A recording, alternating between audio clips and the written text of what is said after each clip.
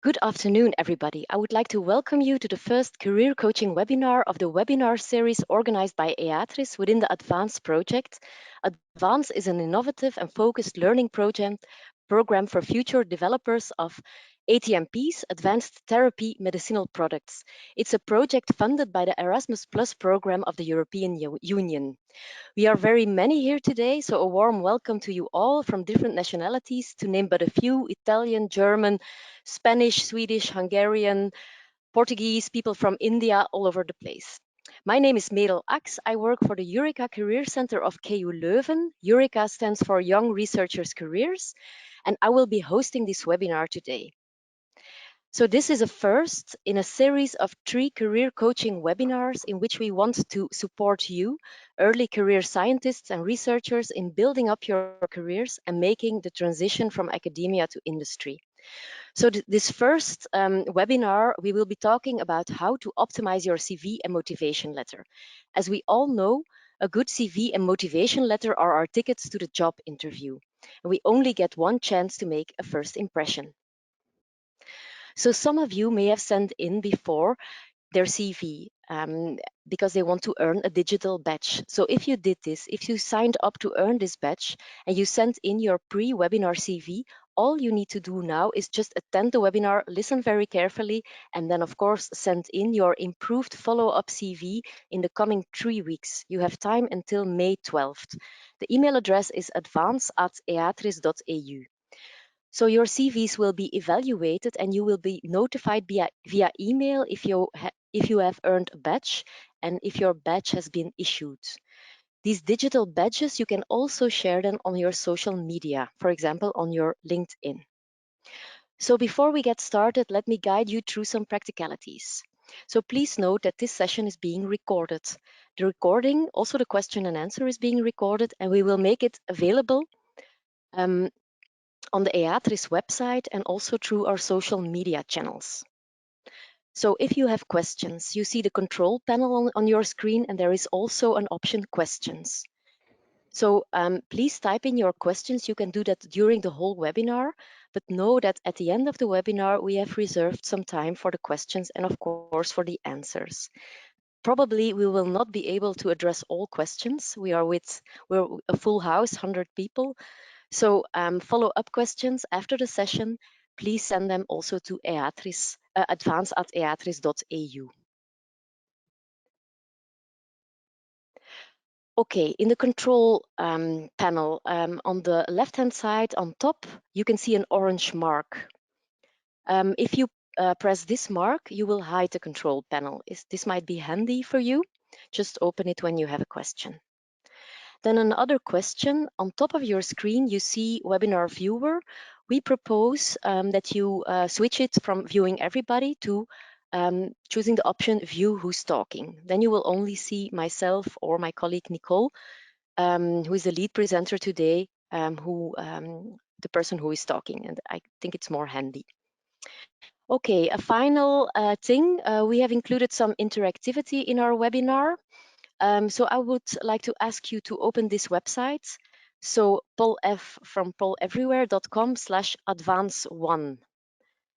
And we will we will ask you some questions during the webinar, and you can send in your answers via this website.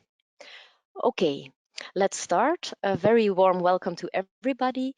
I am happy to present Nicole Wedell from Leupoldt, my colleague at the YouReCa Career Center of KU Leuven, who is a career development coach and who is also the liaison between candidates, postdocs, and the external labor market for the YouReCa Career Center. My name is Mercel. I'm a senior career coach and also a career development advisor for the whole university at Leuven. The YouReCa Career Center, it exists since the beginning of 2014, and ever since we have coached and helped young researchers such as yourself in building up their careers inside academia and outside academia. Okay, what's on the agenda for today? Of course, we start with the curriculum vitae. We give you some food for thoughts and some guidelines. We illustrate these guidelines in examples, CV examples, and we have also selected 2 CVs in the CVs that you have massively sent in. We have made them anonymous and we will give you a short feedback on that. Then we switch to the topic of the motivation letter, the cover letter, and we give you some guidelines and also some do's and don'ts. At the end, we will zoom out and give you some more food for thought on your job strategy, on your personal branding, on your LinkedIn profile. But just a touch of that because we could fill a whole new webinar with that, but of course our time is limited for today. And then we have reserved some time for the questions and answers. Okay, let's start with the curriculum vitae. So what is a curriculum vitae? A curriculum vitae is a concise summary of the high points of your work experience, education, and other qualifications relevant to your audience needs. This is important, and of course to your employment interests. So the CV as well as the motivation letter, they are the tool to get you the ticket to the job interview that you eagerly want. But of course, it's highly subjective. This is not objective science. If you send your CV to 10 different recruiters, you will get probably 10 different feedbacks. So bear in mind, you cannot win them all. So a first question for you. Can I ask you to go to the poll everywhere? I think it's handy if you just open it on your phone or on your tablet. And the question is it essential, according to you, to tailor your CV and motivation letter to the job you're applying for? I see we already have an answer. That's really nice. So there are three options. Option A, always tailor your CV and motivation letter. Option B, a standard CV and motivation letter is fine. And then option C, I don't know. So take a minute to send us your answers, please.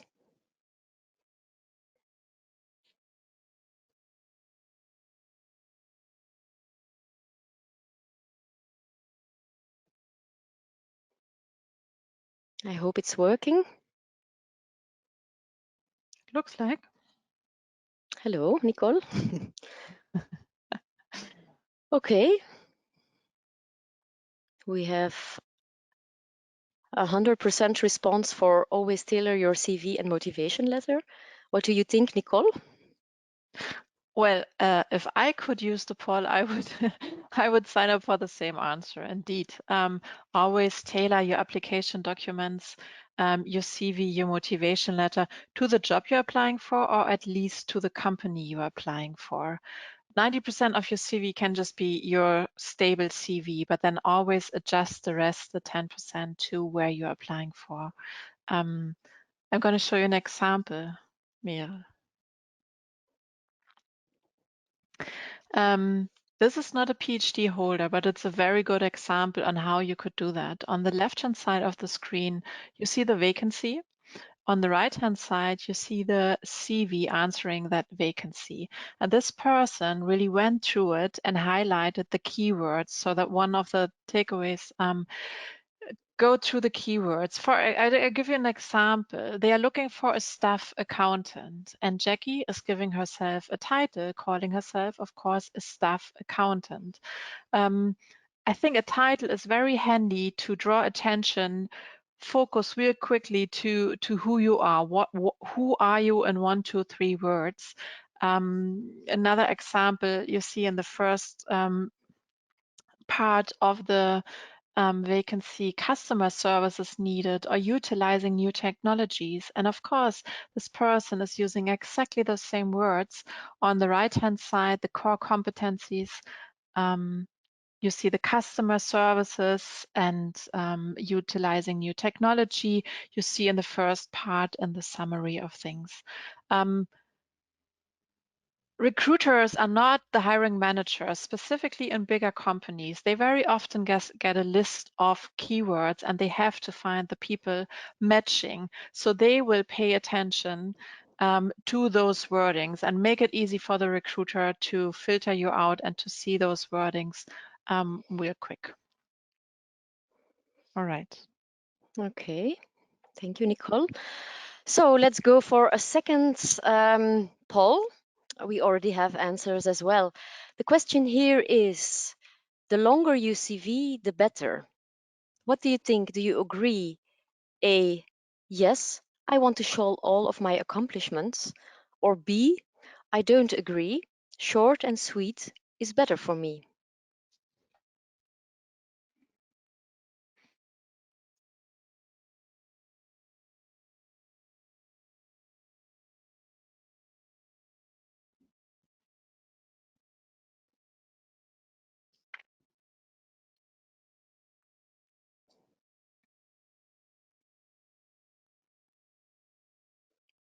It's still changing a bit, but I think the answer is quite clear, Nicole? The majority short and sweet. And here my answer would be it depends. It depends on if you want to send out an academic CV, which of course can be much longer and should be longer. It should entail all your teaching roles, all your conferences you attended, all the posters you've presented, all the publications, of course. On the other hand side, here we are speaking about a business or an industry CV. And there indeed, shorter is better in the sense that if you use one page in a CV and have less than 5 years work experience, that would be ideal. Two pages is perfectly fine for anyone who has more experience than 5 years and you're all doing a PhD or being a postdoc, so you do have 5 years or more experience. So 2 pages is perfectly fine. And if you need to use a third page, there's no recruiter who will not read your application just because it has 3 pages. But the message would be try to stick to 2 pages in an business CV. Mere. Okay. Let me make you the presenter, Nicole. Okay, show my screen.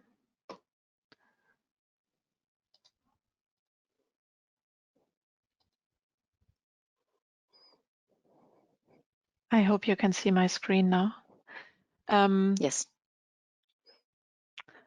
All right. The other big difference between an academic CV and a business CV or an industry CV, whereas you highlight the publication, as I said, in an academic CV, in a business CV, you should highlight your transferable skills. And if you're at KU Leuven, and I know a few of you are, you've probably heard us mentioning transferable skills that are so relevant. Those are all the skills you've picked up during your PhD, during your work, and do not take for granted that a recruiter knows what it means to have done a PhD. I hear so many PhD holders going to the first interviews and just thinking they know that you are a good presenter, they know that you are a good writer, they know that you are whatever you are good at, which is not the case. So please be really aware that transferable skills are essential and need to be highlighted on your CV.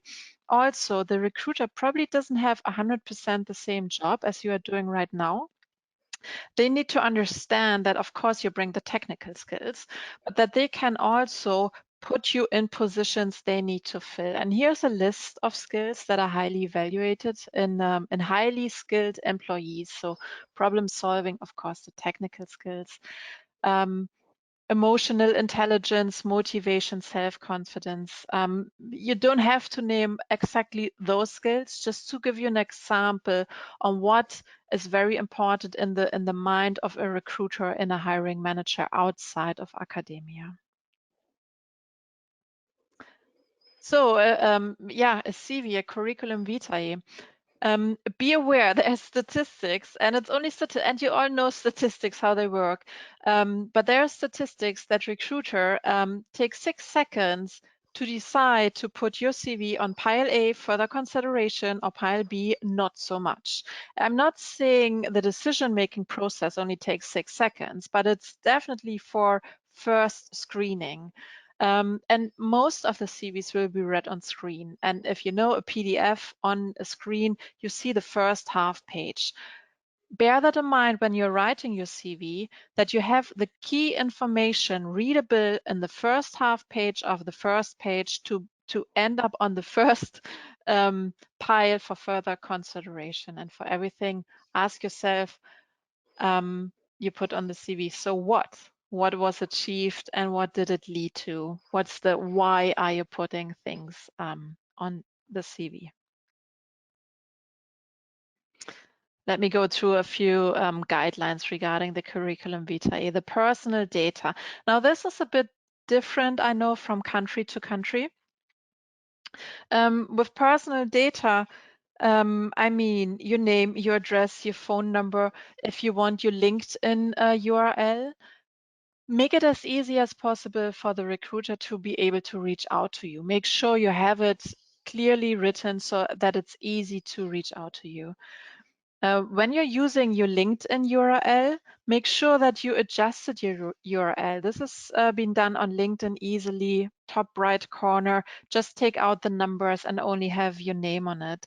Things you don't need is, for example, driver's license or so on your personal data. You may use your age if you want to say something with it. If they are looking for young people and you are very young, then you may use your age. You don't have to use the age, at least in Belgium you don't. I know in Germany it's a bit different. They are more strict on these data. Your nationality or your civil status, if you want. That is interesting for non-Europeans if you are working or looking for a job in Europe and you have or you don't have a work permit. So you can play a bit with naming your nationality. If you do have a work permit, I would even recommend adding it to the CV. If you don't have a work permit and it screams to me as the recruiter, oh, this is difficult, a difficult case to hire, then you don't have to name it. I'll give you an example, and this example is going to come back because that's a winning, if you want, a winning CV, and I appreciate that a lot. This John Doe, he's also giving himself a title, 3 names: consultant, engineer, and his degree. And as personal data, he's only using his address, his email address, and his phone number. And that is it. So that could be perfectly fine so that he has enough room on the first page, first half page for all the relevant information. A second interesting point about the curriculum vitae is the professional summary statement. This is the little statement, 1 or 2 sentences just below your personal information, which you may use if you want. If you can't send in a motivation letter, for example, this would be the place to focus on your key selling points, to, as I say here, to highlight key selling points, what's in for the company. But if you decide to bring a little text, it needs to be precise and backed up by evidence. And that is the hardest part to write, to be honest, on a CV, to make this concise. It's really difficult, but you can reuse it. It's kind of your elevator pitch. You may use that, for example, in the summary in your LinkedIn profile as well. So this person now, he calls it personal profile, and he says he's a civil engineer with 6 years of consulting experience, successfully delivering complex projects, and so on and so on.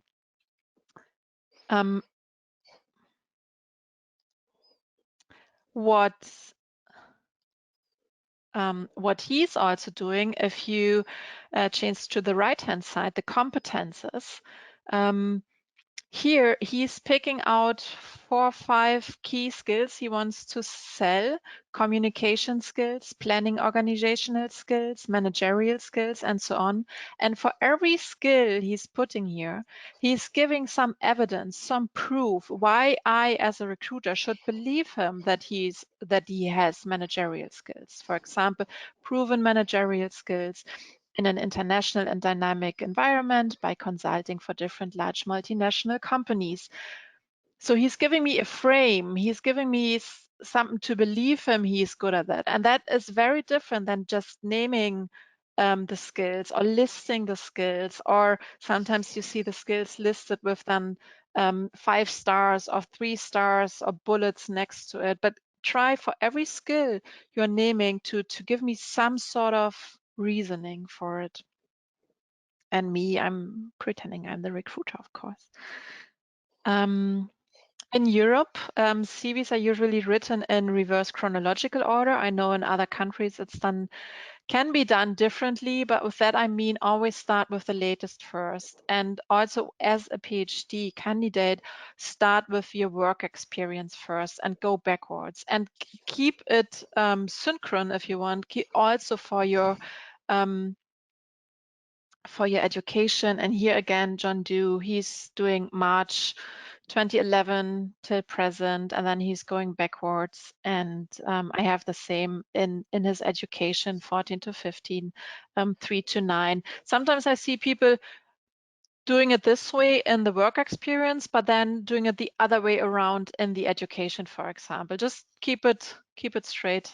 It's always reverse chronological order. It's just easier to read for a European mind. So what to actually put in your professional experience? Here I give you an example of date. You don't have to follow that, but that's very easy to read. So month, year, month, year. If you only give me the year, I may wonder what that exactly means. Was it then 1 month, or was it a full year or so? So month, year is handy. You don't have to tell me that you started 1st of April until 22nd of April, something like that. The name of the institution, the city, and the country. And again, might be very interesting for you if you've changed locations a lot. Naming the country indeed, because not every recruiter knows where the institution is located. So just make it clear. Don't take things for granted. Be specific. You name the position and the department you've been working, your responsibilities, the equipment handled if there's such. Again, try to sell your transferable skills and of course your technical skills here, because that at the end is why they're hiring you. And give a result. And with a result, I mean something tangible, something you can put a number onto, something like you've won a grant of so and so much, of so and so many publication came out of it, or you supervise so and so many master students. Give me something that I can actually see what you've been doing, for how many people you were involved with. I give you another example of someone who is PhD candidate Center for Contextual Psychiatry, Karl Leuven. She led a team of 4 PhD students and 2 research assistants to realize project. Supervised 4 master students, 1 main supervisor for master thesis, recruited over 2,000 adolescents and convinced 22 boards to participate. I very much like that because I can really see what she's been doing, how big her team was. I can also read transferable skills when I see she's recruited 2,000 people. So if I'm looking for a person who has contact with the clients, or who needs to do some sale or so, that's probably a good candidate, because I read that she's good in convincing and negotiating and communicating. And that's what I mean. Make it somehow tangible and give me a frame and be specific and give me a frame to it.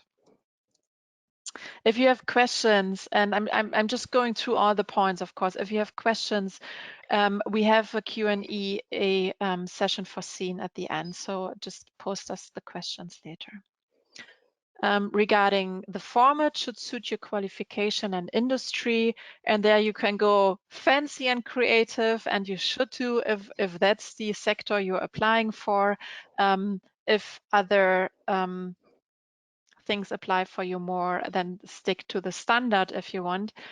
I'll give you an example. It's not about her content, but this is a headhunter with many years of experience. So she's been seeing hundreds of CVs. And this is one of the formats she appreciates at the moment. So she's giving us her name in big fat. There is no need to write curriculum vitae anywhere here. You're just wasting room. It's obviously for the recruiter that this is the CV and nothing else. So your name should be the thing on top. She also gives a title, as you can see. She also has a little summary, a picture, and then she plays with the colors. And here again, one of my favorite CVs. He also, I'm not sure if you can see that right, but he's playing with the colors here with the J and the end of his name. You can play with that and still put a picture here if you want. If you want to go for a picture, that's perfectly fine. A tiny little thing he's doing, he's using pluses here instead of other bullet points, and could mean unconsciously that it's a positive message. I spoke about his competences and how he is embedding them in the proof. He gives languages. So I know for Belgium, it is so essential to at least show that you're learning the local language. I'm sure for other countries it's the same. And if you're just, as a foreigner, if you're just signed up for the first language class, name it here so people can see that you are motivated. One other thing I find very interesting for him is his interests, his hobbies. He's saying international experience, playing football, playing guitar, running, riding a motorcycle. Now, with this CV, he applied to a consultant position, a very tough job where you need goal getters, and they probably are looking for people who are riding motorcycles. With that, I want to say, whenever you can make a story with things, with your hobby, which is relevant to the job you're applying. This is also what I mean with tailoring. If you can put a link to the company, to the job, use it. Same with age, same with pictures, same with nationality. If they want to broaden out to the country, the language you're speaking or you're from, name that. Then it's relevant. But it's ask yourself always why putting those things on the CV. And I believe, Meryl, you are taking back the presentation. Okay, I will. Okay.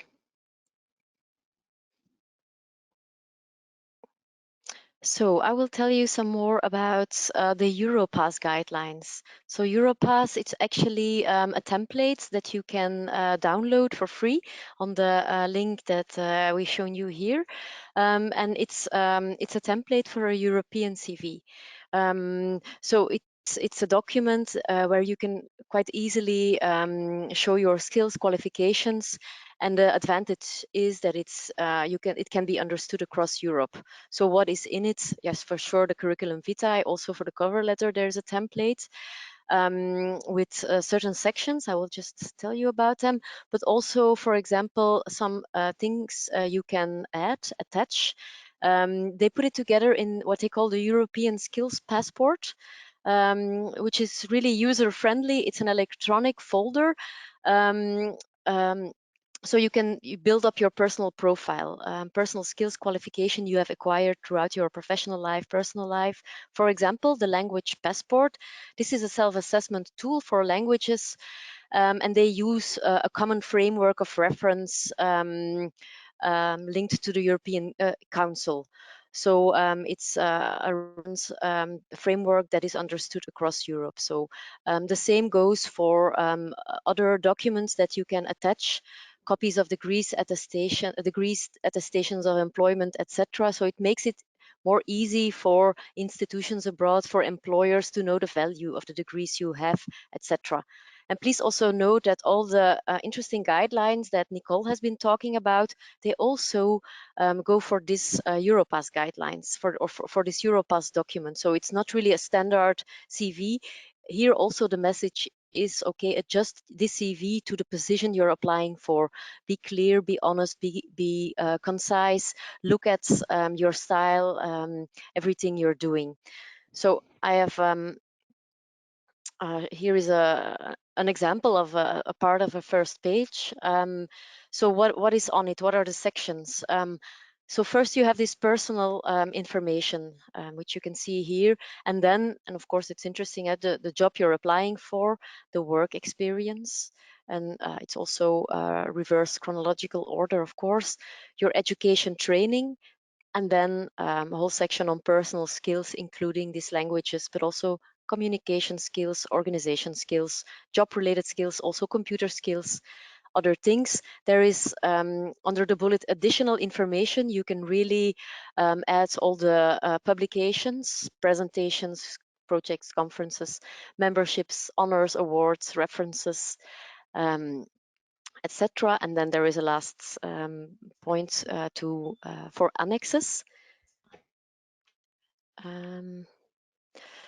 Okay, so many of you have already have also sent in their CVs. As I said in the beginning, we have selected randomly 2 CVs, so we can give some feedback on them. So this is the first one. So I guess one of you will recognize this.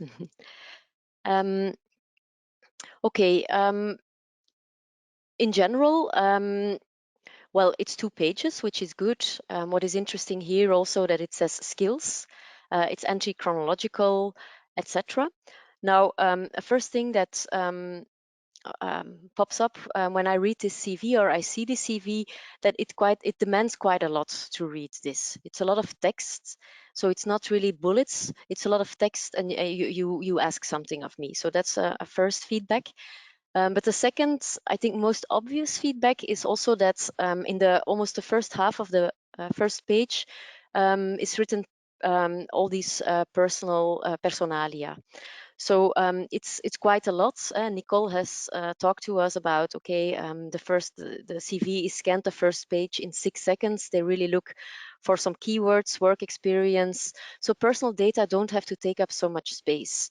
And as Nicole also mentioned, driver's license, it's not necessary. This person also indicated PhD expected on June 2020. It's not, this is not the right section to put that.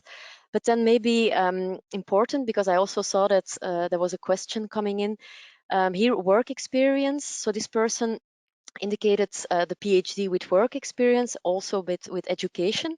So the question was, where should I put it?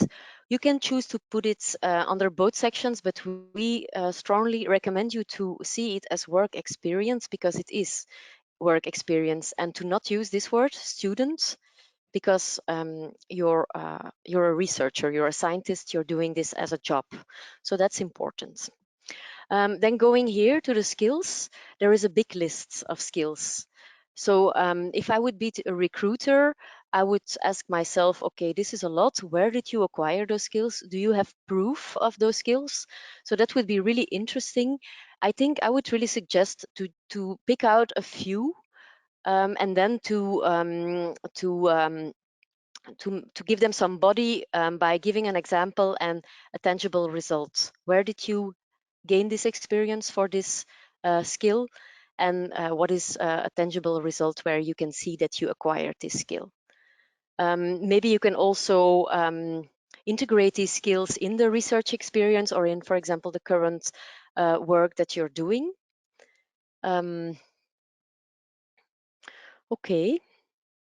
And just one Of course, add-on, Mira, yes, sorry. yes. I see the next to the name, the curriculum vitae written. Oh, yeah. You can use that smarter by give yourself a title and make the title relevant to the job you're applying for. Because we know it's a CV, that's obvious. So save that room. Okay. So in general, maybe it can be more concise, more easily to read. So you can still work on that. Okay, let's go to the second one. This is something else. If you have a first look at it, it's more concise. It's much more concise. So I think the layout in the form is really nice. It's easy to read. There are some sections, but my feedback would then maybe be more about the content of the sections. So let me take the marker.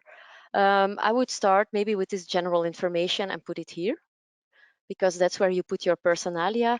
I also saw that on this CV, the LinkedIn was missing. On the former CV, there was the LinkedIn, but it was with numbers. So as Nicole already suggested, it's handy just in LinkedIn to take it out. But here, I would definitely include it and then move it here. Then here we see personal background, which is like maybe a strange title. Maybe it's more like your personal profile or your professional summary statement, which is interesting to do. I would then put it here. But maybe the same feedback as in the former CV.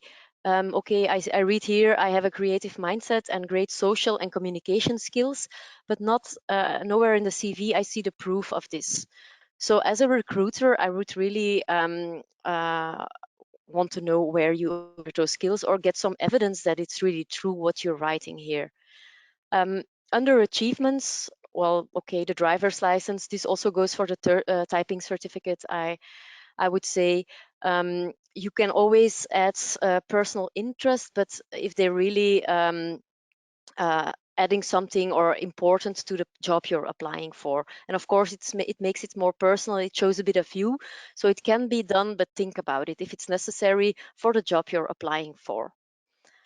Also here on the CV, I saw that this one isn't reverse chronological order, so you could do that. And then maybe most important in your work experience, so it's good that you put this under your work experience, but I think it's a bit too concise.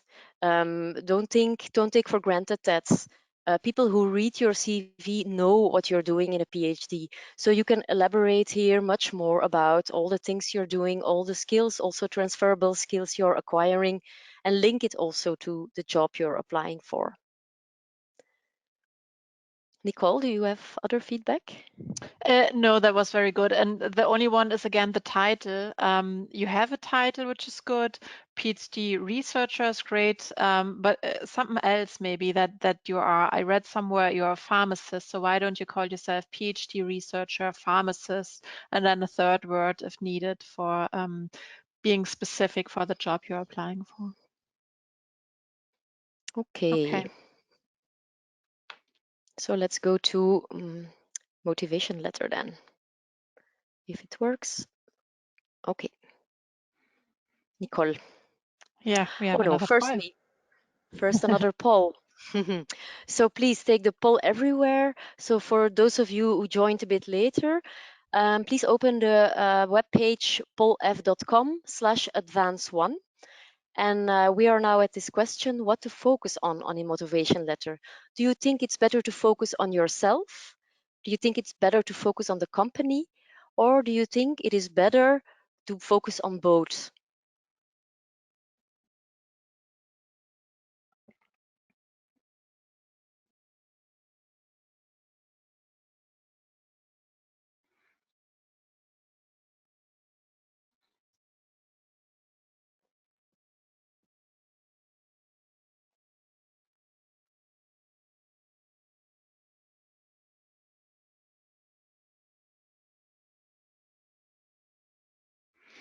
Well, I can't see how many answered, but I see the big majority saying, percentage-wise at least, saying it's better to focus on myself and the company. Maybe another few seconds. So majority focus on both, and then the group of saying focus on myself is slightly bigger than the group saying focus on the company. I have an opinion on that, as you may guess. Well, focus on both indeed would be the message here. Whereas the CV is kind of your past and you're telling about things that you have accomplished and you have been doing. The motivation letter should be your potential future together with the employer. So it's really about how things come together, where the two, myself and the company, come together. Explain the link between you two. Why can you two together do awesome things if you want? So what's the link between you? Why do you choose that company? What's your reasoning for really choosing that company? And again, when you remember the very first question, do I need to tailor? Yes, you do. Why do you together will be successful? And what exactly is your added value for that company? It is one package. Don't forget that, the motivation letter and the CV. I know recruiters saying they don't read the motivation letter, they just check the CV. That might happen. Other recruiters are saying they're indeed checking the motivation letter first to see if this person, if you are as a researcher, are really wanting to now transfer to the industry and really work outside of the university for me. And it should be one document. If you're applying by sending an application via email, it should be in the same PDF document, and do not put the motivation letter in the email itself, because it makes it much more complicated for the recruiter then to save the documents. And so make sure it's in one document. Okay, Merel.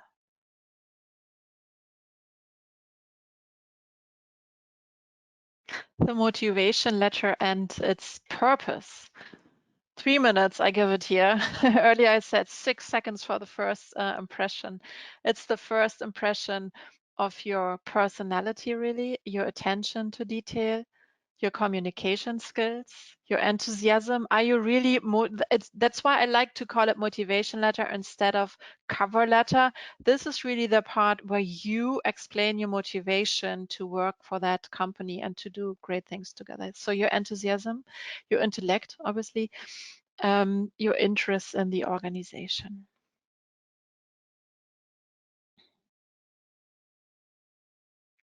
And there's a few tips I want to give you. And I'm not sure if we've mentioned that already, but you do receive a handout. Maybe you could download that already. And in that handout, we have it written out for you. So don't worry if I'm just talking through those few points, but you will get the information in a handout as well. So the motivation letter, never assume. We said that earlier. A recruiter doesn't necessarily know what it means to have done a PhD. If they have never hired a PhD or don't have a PhD themselves, they might not know. So what does it mean to have worked as such or for this and this institution? Never assume, be specific. Be specific, avoid generic sentences. If you're telling me in your motivation letter why values are important, or that values are important for you, then give me a why instead of just saying that they are important for you. Make it personal, for example. If you can find out the name of the recruiter instead of just saying to whom it may concern, but really give the name, make it personal. Know your stuff. With that, I mean research the company, their mission statement, mirror their key concepts if you want, make a logical connection between you two. Look matters. Look should be the same as the CV. If you're using a headline, can be the same headline in the motivation letter, for example. And then on the next slide, I'm going to give you a few details on the anatomy that you could use for a motivation letter, where the address, the date, the subject should be the vacancy you're applying for. Often companies post vacancies on different job boards. So if you find that job on a Stepstone or so and it has a number code to it, you may use the number code with it, so it's easier for the recruiter to know what you're applying for. Here I figured out it's Mrs. Brown I need to write to, so I made it personal. And then it's basically 4 things in your motivation letter: opening, sales pitch, flattery, and closing. And in the opening, it's basically entice the reader to read on. Why are you writing? Identify how you learned about the organization, for example. Can you give me a story affecting your choice to apply for that job? Is there a quote you could use to represent your mentality, or a rhetoric question using statistics, for example, or sharing your long-term ambitions and dreams? Make me want to read on. Grab my attention. Sales pitch, as the name is saying, this is where you highlight your skills really, and pick out 1 or 2 or 3 of the skills you think are most relevant for that job, and then elaborate on them and make the link to the company, why you are a great fit and what what I as an employer will gain when I hire you. So think employer, how can you add value to our team, to our project, to our growth, to whatever. Flattery, everyone likes to hear something nice. A recruiter, a company as well. Say something nice, something positive about the institution, for example. If you check their website and go through their mission statement to their values, you could, for example, name some values and see if you go hand in hand. And the closing, of course, encourage a response. Thank the reader for taking the time. Electronic signature, this is also different in different countries. I know in Germany you should really have a hand signature. In other countries that is not needed. Again, also for the CV, by the way, we usually don't need an extra signature. We just take it for granted that this is the latest version and that you are just yourself writing the CV and motivation letter. I have a last slide with common mistakes that you now know not to do. Failing to capture attention immediately. That's what I mean with the opening. Give me something interesting so I want to read on. Make the cover letter about yourself and forget to make the link between us two, between the company and you, and repeating yourself. It's very easily done repeating yourself in the motivation letter and the CV. That should not be the case using the same wordings, but refer from the one to the other. So far about the cover letter. Okay, thank you very much, Nicole, for these interesting guidelines. So before going to the questions and answers, hopefully, I just want to give you some food for thought. We have been talking about CV and motivation letter as the first impression we make when we contact an employer. But maybe it's not always true, because what do we all do when we are going to meet somebody in an interview or even in private life that we don't know? A lot of times we just look them up beforehand on the internet, and then one of the first Google hits is the LinkedIn profile of somebody or the Facebook profile. So a lot of times social media are the first impression we make. So beware, and beware how that you also pay attention to your LinkedIn profile, to the photo you put on your LinkedIn profile, to your contacts, to the networking you do via LinkedIn. So build an attractive and professional profile and grow also your own network as a young professional. If you go to a conference, just add those people, grow your own personal network, and make new connections. Because LinkedIn is really the professional social media tool, and it can also be used to find a job, also via networking. The principles that LinkedIn is using is really also how are we connected with each other? How many degrees of separation are there between me and somebody I'm getting to know professionally, for example? And there is the 6 degrees of separation, meaning that there are only 6 steps between me and anybody in the world. So your job search strategy, beware that not all vacancies, not all positions are on a job board. For employers, it's much more interesting to find somebody via referral recruitment, via the network of the existing staff, for example. It's much cheaper, but it's also more easy for them to get in touch with the right people. So it's important for you also to boost your networking skills. So a study of Harvard Business Review says that 48% are hired through employer referrals. So be sure to also do your networking part when looking for a job and exploring your own personal labor market. And it goes as well for your personal brand. So when you appear in the labor market, you become visible. Beware that there has to be some coherence in that, and so build up your strong personal brand. Who are you? What are your skills? What are your qualifications? What are your personal um, um, strengths and weaknesses, for example? So give some time also to think about yourself, your self-knowledge, because that's actually where it starts.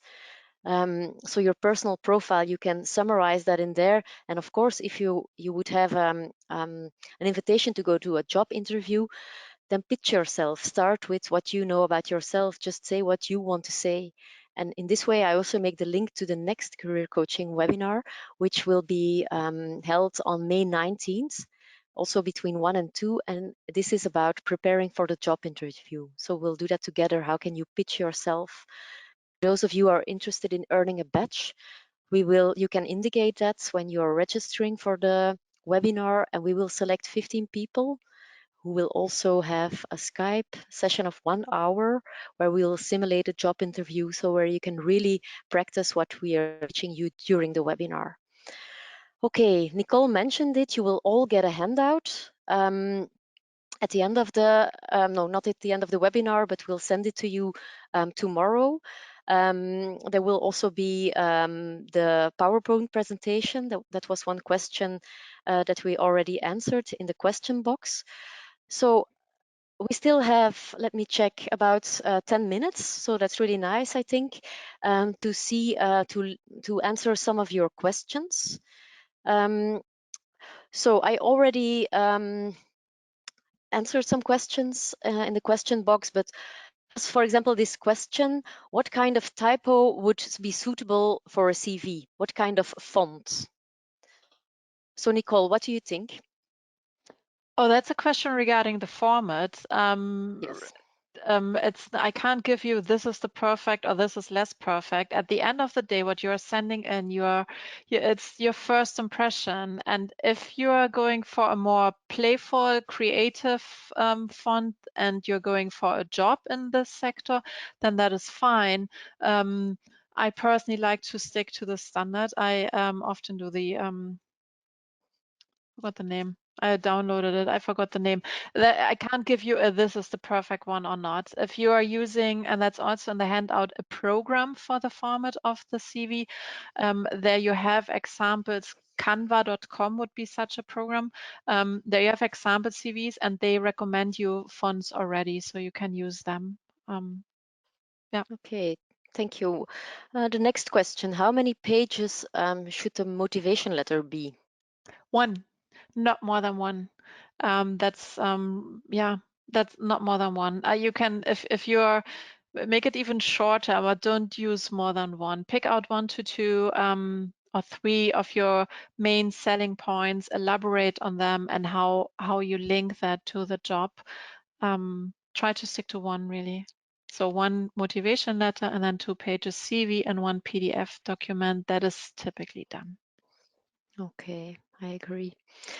Okay, next question. Since some parts of the CV may depend on the country, how can we be aware of that? Is there any tool for that? Do you know, Nicole?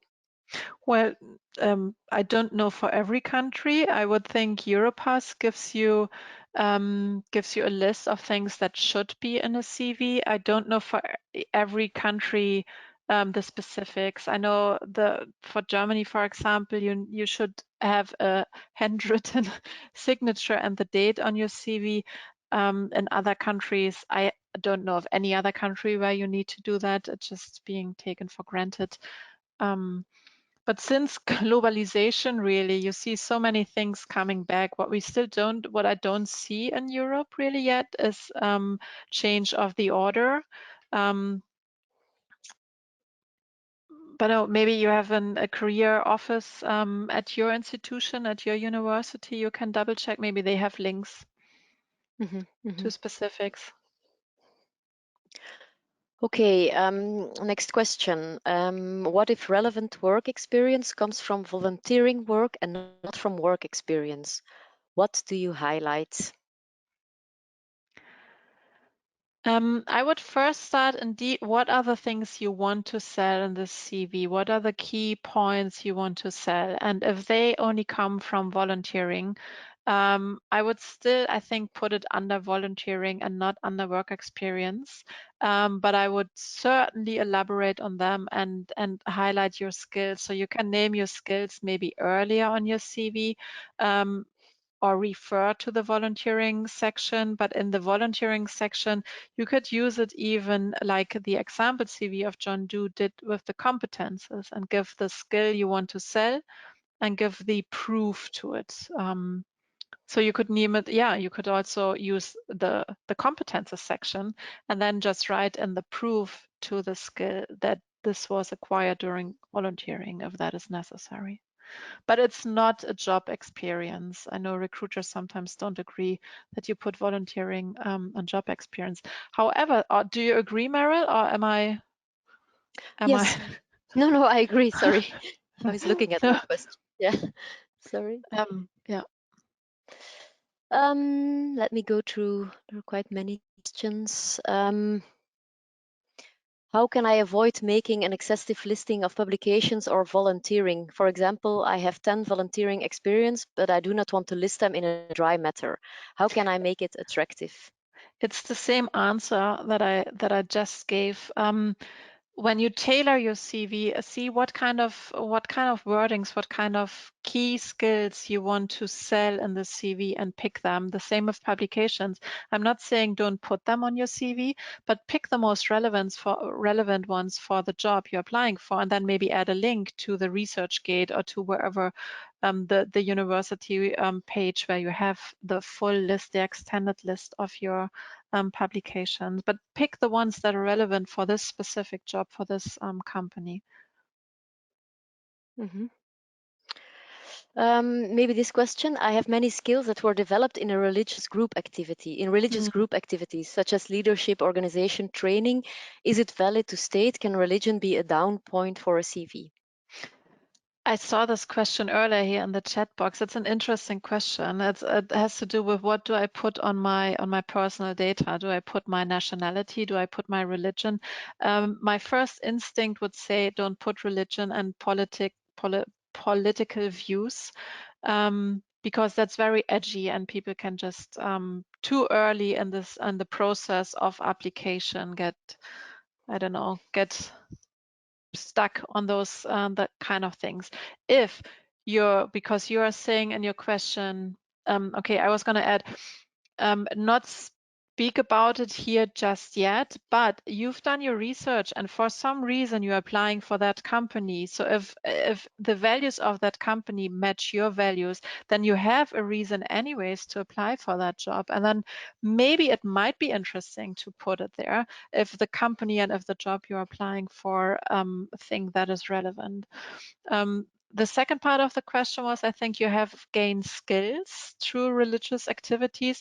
Same answer, I think, than with the volunteering skills or skills you've acquired through volunteering. You can use that really as the competences and say you're a good team leader, you're a good presenter, you have managerial skills proven by, I don't know what you've been doing in your groups, but I wouldn't highlight it right in my face, politic views or religion. No.